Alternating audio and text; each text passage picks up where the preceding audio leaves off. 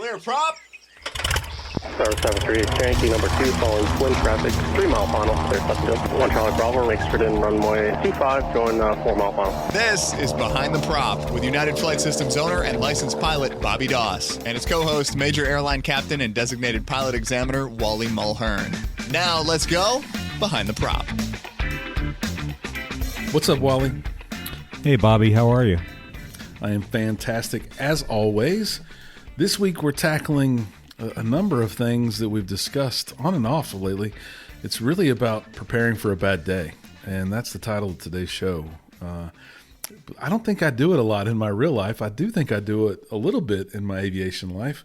You're always kind of making sure that you know the worst case, right? From the takeoff briefing to whatever else. You're really kind of always thinking about the bad day, but I think you've seen some things on check rides, and I've talked to some students, and there's been a few occurrences lately where we want to share some of these thoughts with everybody about maybe what we should be doing just in case the day's worse than we expected.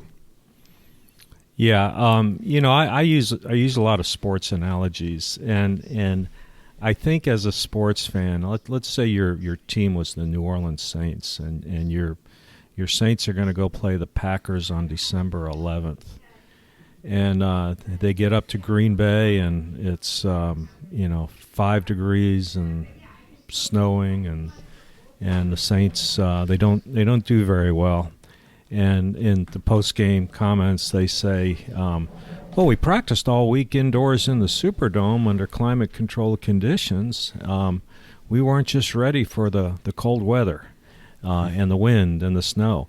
I think as a fan, you would look at that and you go, "What are you, idiots?" Yeah, the forecast was there for sure. Yeah, you're going to Green Bay in December. Be prepared for a bad day. And that's what we want to talk about here. We fly. It's not unusual for us to be flying around in 45-year-old airplanes. A lot of the airplanes that we fly around are, 80s airplanes. It's 40 some odd year old airplanes. And they're good. They're very good airplanes, and they work almost all the time. But occasionally they don't work. And one thing I want to bring up is I want to talk about electrical failures. And when I say electrical failure, I'm talking about a failure of the electrical system. We've talked a lot about alternator failures. An alternator failure is not an electrical system failure. An alternator is a component of the electrical system, and it's certainly a failure, but an alternator failure is a failure of the battery charger. It's just like your phone, unable to charge your phone. It still works. You just can't charge it. But what I want to talk about is a total, complete failure of the electrical system. Everything electrical in the airplane is not working now. How are we going to handle that? And as CFIs, can we prepare our students for that maybe a little bit better? And here's a very, very simple thing that we can do, I think, as instructors. How many times have, for the student pilots or for everybody, how many times have you gone out and taken the headset off and just talk to the person in the airplane without the headset, without using the intercom system? I'm coming up on 1,000 check rides administered, and I don't recall ever doing a check ride in an airplane that didn't have an intercom system. So we've become accustomed to it. We're used to it. But that intercom system is electric. If we have a total electrical failure, you're going to lose the intercom system, and just taking the headset off and talking to the person in the airplane with you is a challenge, and it's just something that we've never dealt with. So maybe Derek Carr is fine in playing in 5-degree weather, but you probably ought to practice it. Yep. And I remember one time we were flying along, and my instructor told me to reach over and turn off the master switch, and I was freaking out. Of course, I didn't know the systems well enough, right? Turn the master switch off, and he really was first and foremost demonstrating that the engine would keep running, which is a good demonstration. But I also had the experience of being able to talk without the intercom, and we had to remove a cup from our ear, and we had to scream at each other for a little bit. But I at least have experienced it once and know what it's going to be like if it ever were to happen. And I think that's what you're suggesting is go experience these things, go practice these things before they happen. It would be much wiser for us to prepare for that bad day than getting to the bad day and then learning how to deal with it. You're only going to be your best worst at the worst day. I've kind of done an informal poll of asking my applicants how many of you have done this, and it's pretty much 0%. Everybody just kind of looks at me and goes, "Well, we've never done that." So, well, maybe you ought to do that. Of course, I mean, we don't go out and do it on the check ride. It's not time to mix things up, but just how are we going to communicate? And there could be a situation where maybe you still have electricity, but maybe your intercom goes out. So how are you going to handle that? You're going to have to turn the speaker on. You're going to have to listen to ATC via the speaker because the intercom isn't working. So those are some switches and buttons on that intercom that maybe we're not used to using, and I think it's very worthwhile to use that. The other thing is, how in the world are we going to navigate with a total electrical failure? And I'll bring this up on instrument check rides, and sometimes I'll get the answer. Well, the GPS isn't going to work, so we're going to have to navigate using VORs. And then I kind of give a funny look, and then they go, "Wait a minute, VORs won't work." Well, we'll squawk 7600 and ATC. Well, wait a minute, the transponder's not going to work. So all these lost comm procedures we have in IFR flying, flight last assigned route, and all that good stuff, it's going to be hard to do if you can't navigate. So the lost comm procedures that we have in the book really don't take into consideration lost nav, and I think probably the most common reason for probably the most common reason for lost comm is pilot error. We've flipped a switch or something. But if we eliminate that, probably the next most common reason for a total loss of communication would be a total loss of electrical power. And in that case, you're going to have lost nav as well. So how are we going to navigate? Well, we're going to use the iPad. Is it legal? Yeah. No. Well, it's an emergency, so it's You just made me fall into the DPE trap. You asked a question and I answered it without really thinking. My answer was in reference to, is it legal to file a flight plan and use my iPad in that source of a plan? Right. Well, I'm happy with all the answers because, if people say, no, it's not legal, okay, well, let's talk about that. Yes, it is legal, well, let's talk about that. And I'll kind of play devil's advocate with the applicant, but it brings up a good discussion point. That might be all you have. That might be all you have is the iPad. I need to get to XYZ airport, and maybe the weather is 1,000 overcast and there are towers in the way, so I can't just blindly descend. Maybe I need to, fly an arrival or fly an approach using my iPad. Not ideal, but that might be all you have.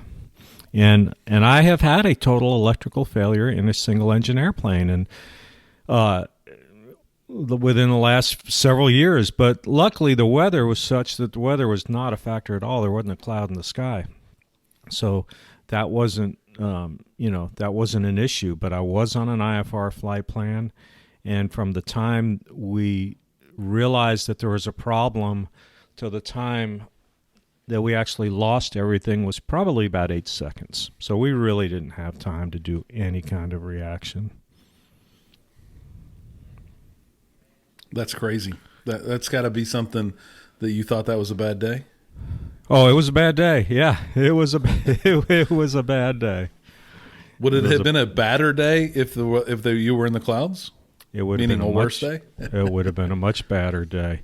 I got a nice airplane with nice equipment, autopilot, all the nice stuff in the airplane, but it's like you can have the barbecue pit all ready to go and the steaks there, but if you don't have the ability to light that fire, all that stuff doesn't do you any good. True that. So you said it on podcasts in the past. Have I or other listeners ever really shot an approach with just their iPad?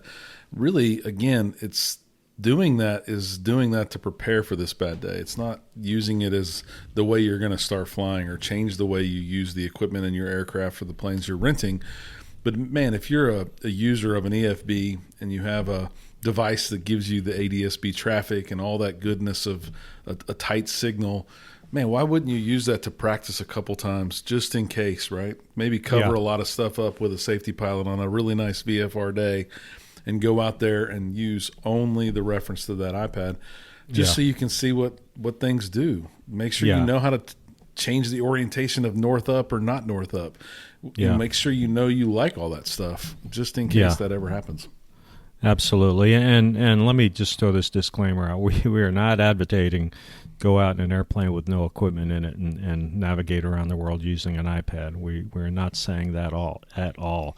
The analogy I use, I will say to my students or whatever in the briefing room, I says, look, if a bad guy comes in this room to do harm to us, I don't have a weapon here, but I have a pen, and I will use that pen as a weapon to defend myself or to defend you. I'm going to fight back. I'm going to go down fighting. And that's kind of like, the iPad, using the iPad to navigate. Using like a pen as a weapon, not a writing utensil, right? So Exactly. Yeah.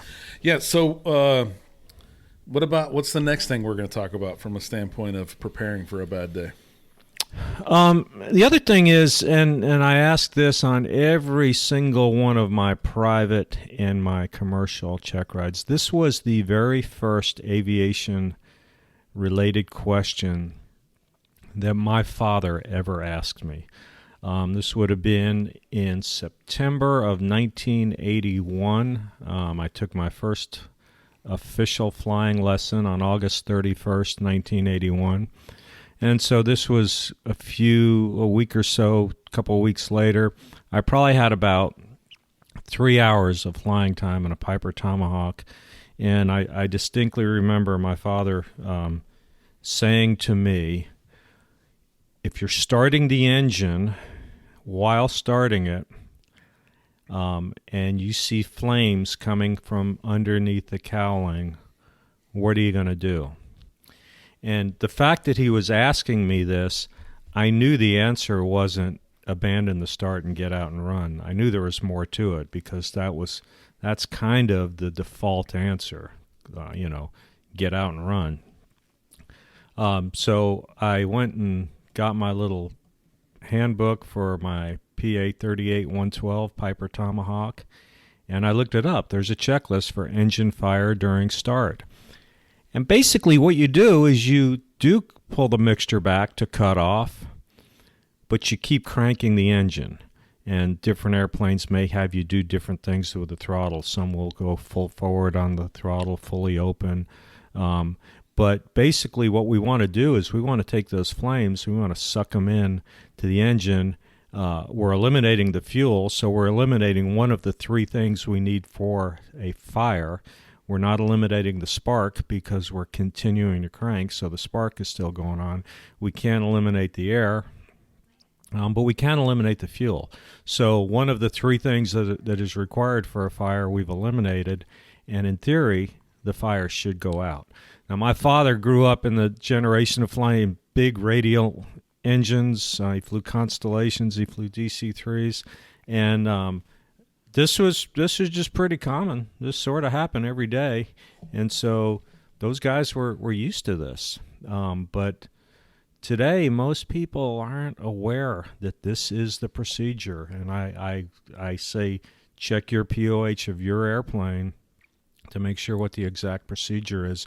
But by and large, you're gonna bring the mixture to cutoff, and you're gonna continue cranking. And I say cranking because we're not starting because we've brought the fuel away. We're not trying to start the engine, but we are turning it, and we're trying to suck the flames inside and put the fire out.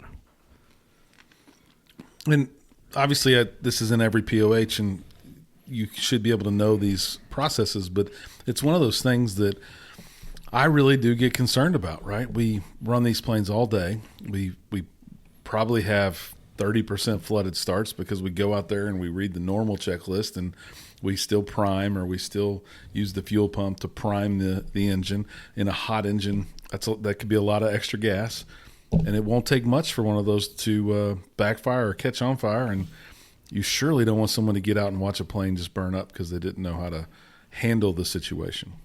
Yeah, and I don't care what your POH says. This, you just have to know this. You have to have this memorized.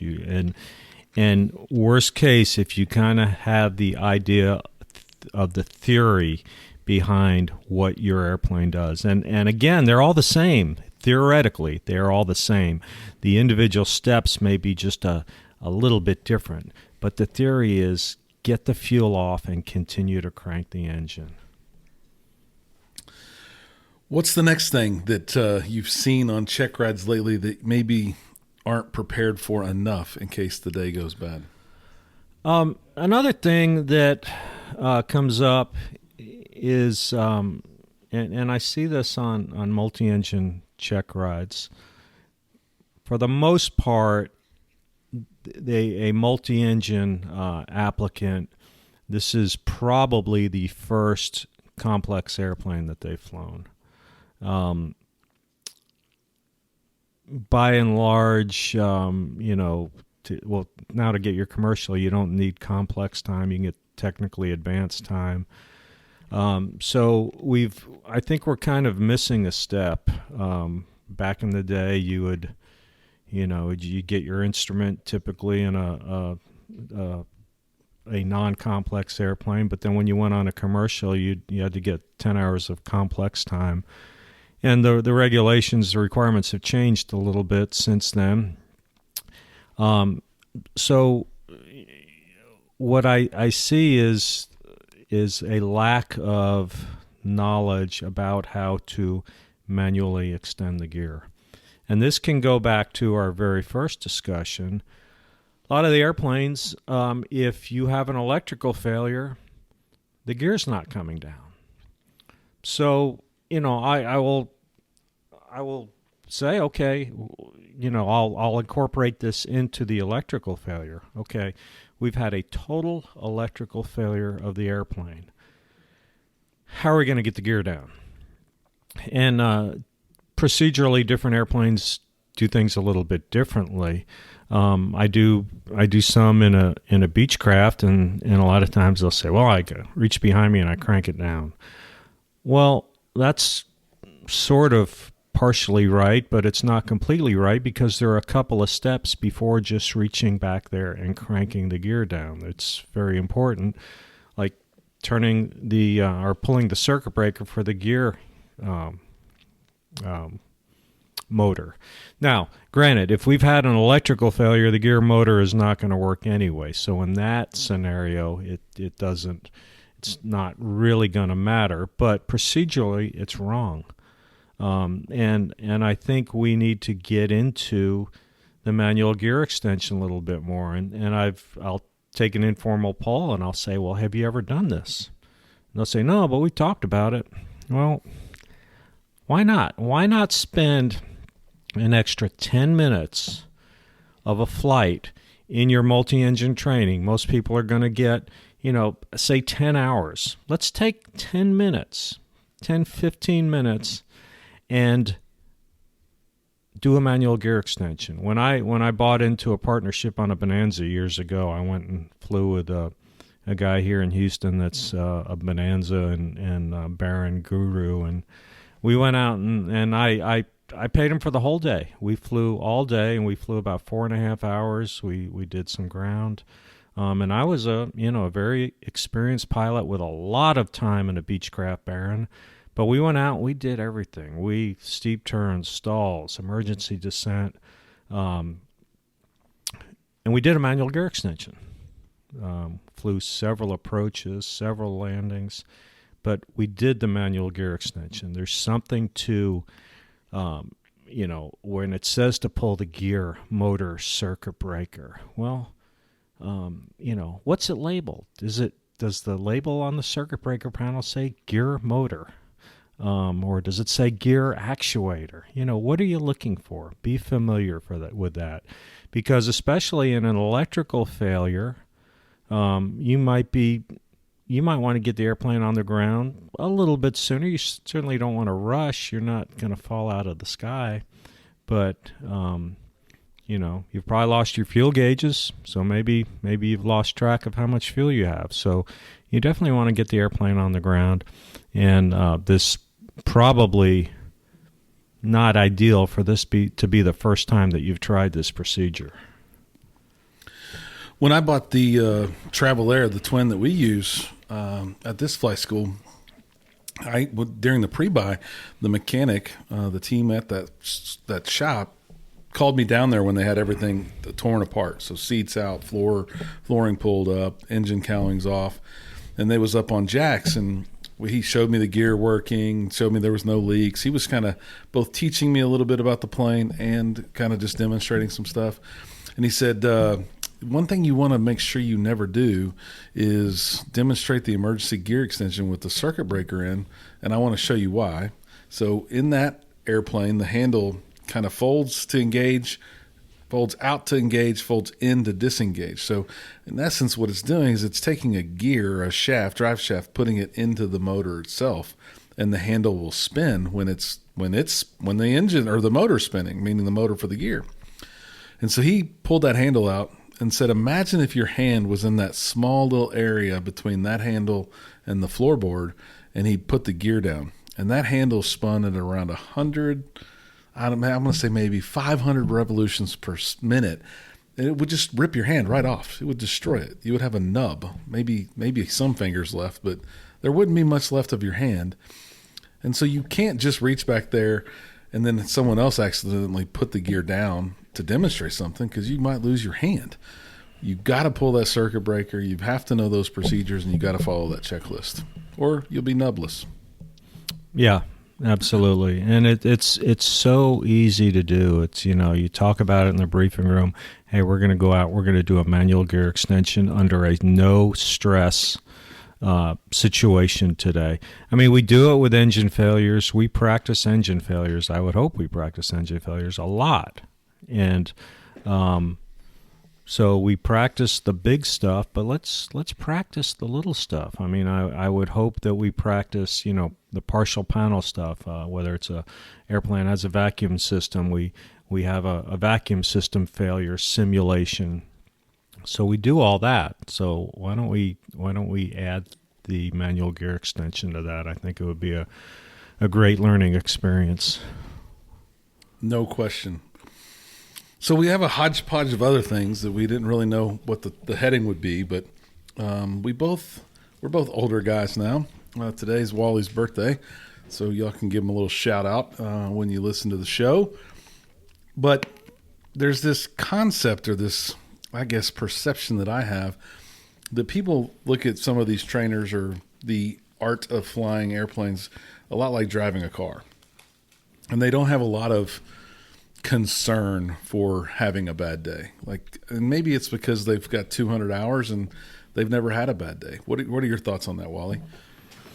Yeah, I definitely, there's going to be a day. There's going to be a day. I mean, I don't know how many hours I have, but 27,000, 28,000.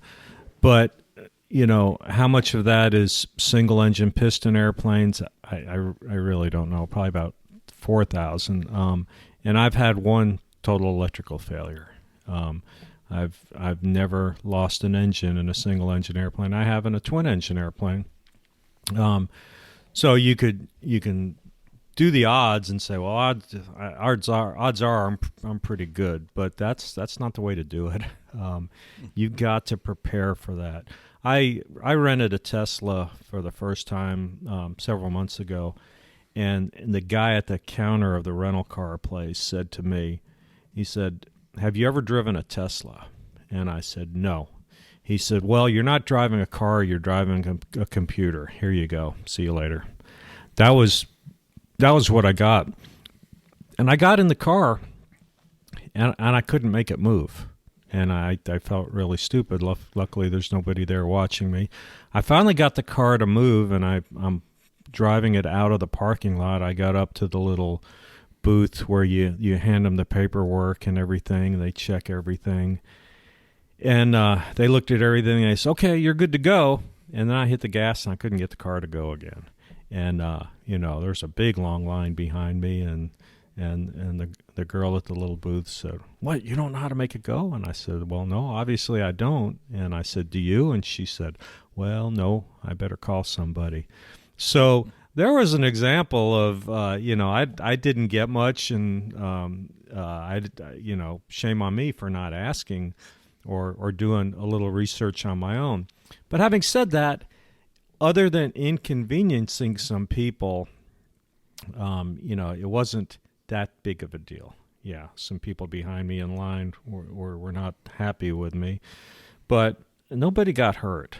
I think what we have to realize in airplanes is we could get hurt, and we could hurt other people.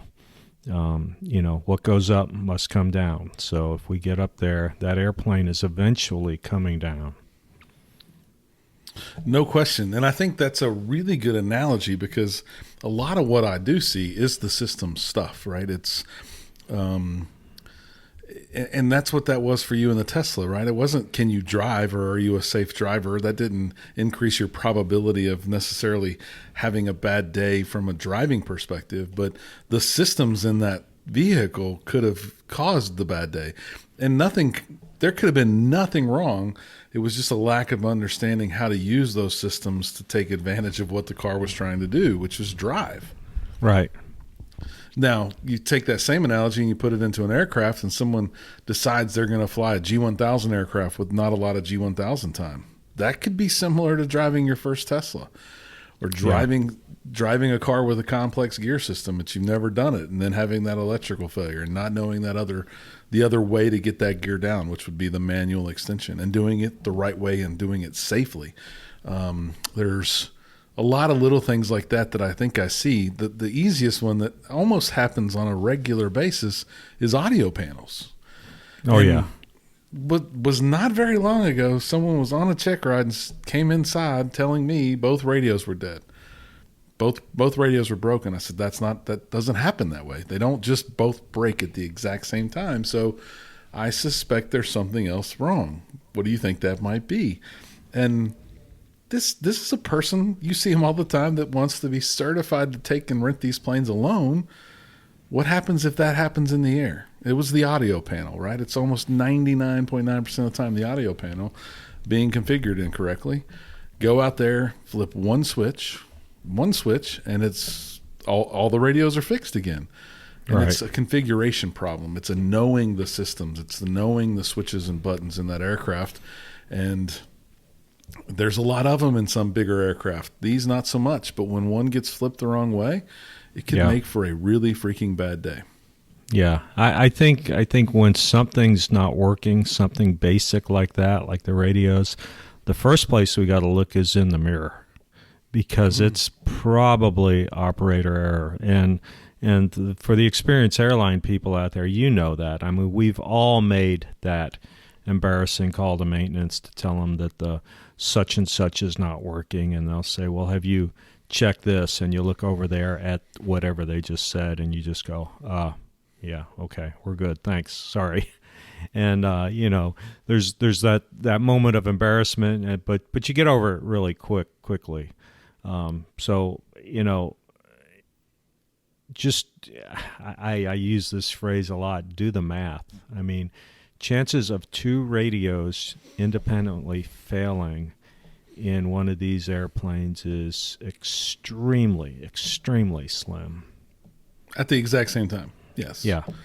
Maybe not if the alternator quits working and then ultimately the battery drains. But on the ground, if you're hearing something, it's probably just an audio panel. I had an experience actually yesterday. I was lucky enough to fly up front in a small jet with the single pilot operation jet.